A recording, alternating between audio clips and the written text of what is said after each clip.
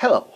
A game I would like to show you today is Zealand 1985, a game released in the Third World War system, and this game is about a hypothetical Polish attack on Denmark during the Cold War era.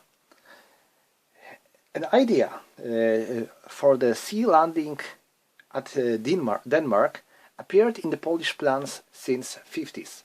That's when, for the first time, such plan appeared during the Warsaw Pact maneuvers. A special group called Seaside Front was created, and its goal was to repulse NATO landing at the shores of Poland, and then to counterattack and to make a sea and air landing operation at Denmark. That would allow to control Baltic Straits and to allow Russian and Polish fleet to move onto the North Sea. Such idea was tempting, and because of that, further steps were made to create such a group that would be able to make such an operation. A backbone of this group contained two Polish divisions, 6th Airborne Division and 7th Landing Division. Later, Polish 15th Mechanized Division joined this group. An idea to form a rapid reaction force of these three divisions was also made, but Polish army wasn't able to keep all these three divisions at the full strength for the entire time, and that's why it was postponed. Even so, for the Cold War era time, all these three divisions were trained to perform their air-sea landing operation at Zealand, and this game allows us to check how such operation would look like. So let's take a look at its contents. A box is quite interesting with its magnetic lid, which is, I think, something pretty rare and very special for these games. And on the cover we can see Warsaw and NATO aircraft fighting, and here on the background we can see Polish naval units reaching the Zealand. So on the other side of the box we have description in Polish, Denmark, English and Italian, along with thumbnails of the boards and some counters. Also we have covers of some other games released by this company. Two of them were already released in this system, but they are about, well, alternative history battles, while this one is different because this operation was actually planned. There were a lot of preparations to make it happen. There was even an idea to create the entire Polish front, containing only Polish units only, but it met stiff resistance in Moscow. Why? Because Russians weren't quite eager to create national Polish front. It was they weren't trusting Poles that much. Also, they were certain that sending Polish soldiers on the north flank of the NATO forces would be a good idea. Why?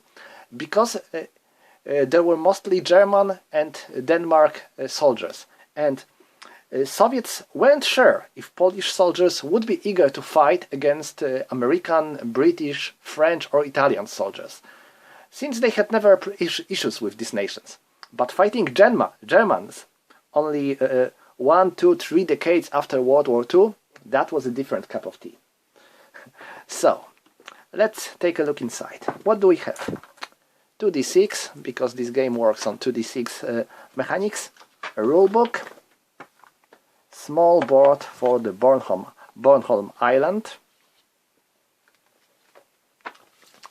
major board divided into two separate parts, markers, they are to be cut off by yourself, and die cut counters. So now let's take a look on all the components. First, rulebook. I have a Polish edition of this game, so it is in Polish, but if you are going to order it from the publisher, you have to ask for the English rulebook, of course. And it is not a very complicated game. Most of these games are pretty easy to handle. It has, let me tell you,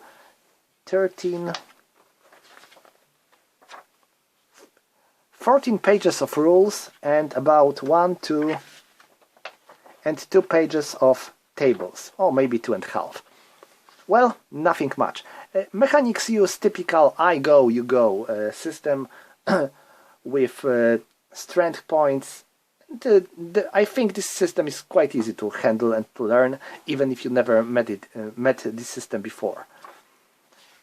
So, these are rules.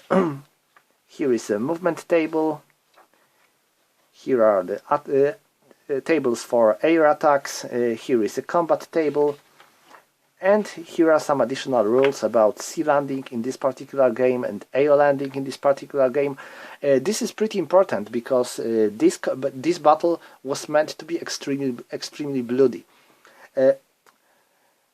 Polish headquarters was certain that the Denmark defense will be pretty stiff, and landing on the terrain, landing where the enemy expects you, is always dangerous.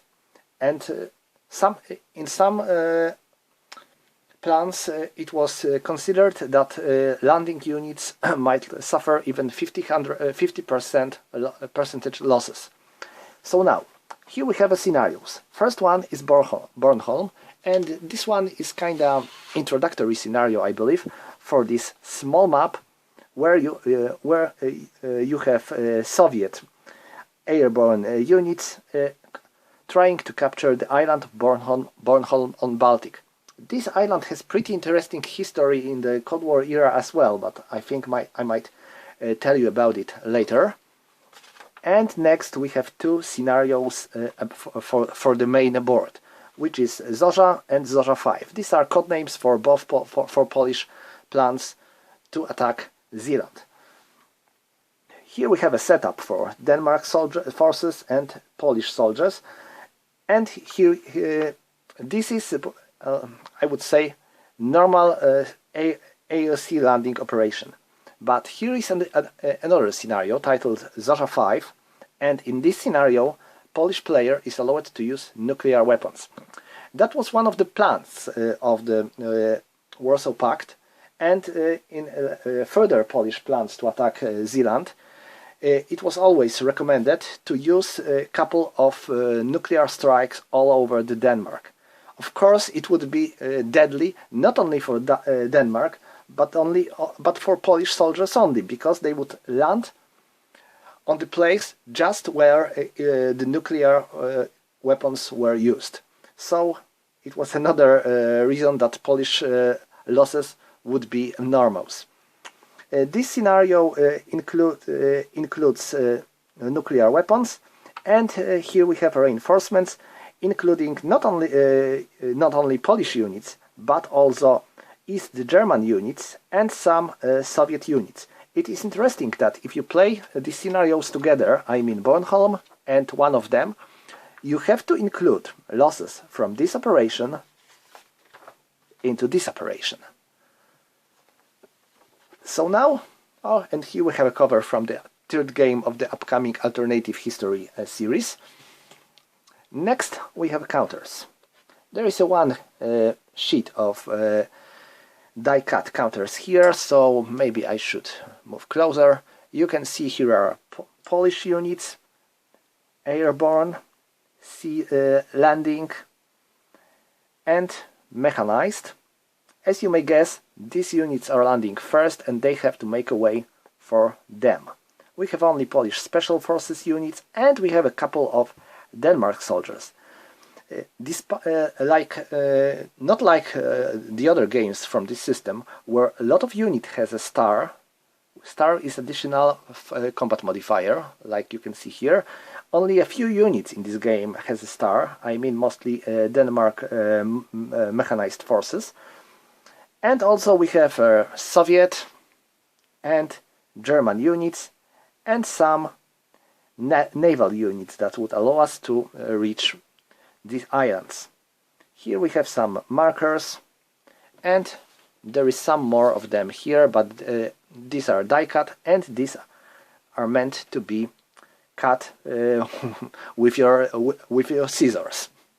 Okay, so that's all, and now let's take a look on the boards. Here we have a Bornholm. You can see that this is a pretty small map with some towns and a bit of woods. But, well, this can be called introductory scenario, but like I said, you have to include losses from this scenario into one of the two major scenarios you are going to play later. And now let's take a look on the big map. It is divided into two separate parts. And this is, yes, this is northern part of the board. No, sorry, this is southern part of the board.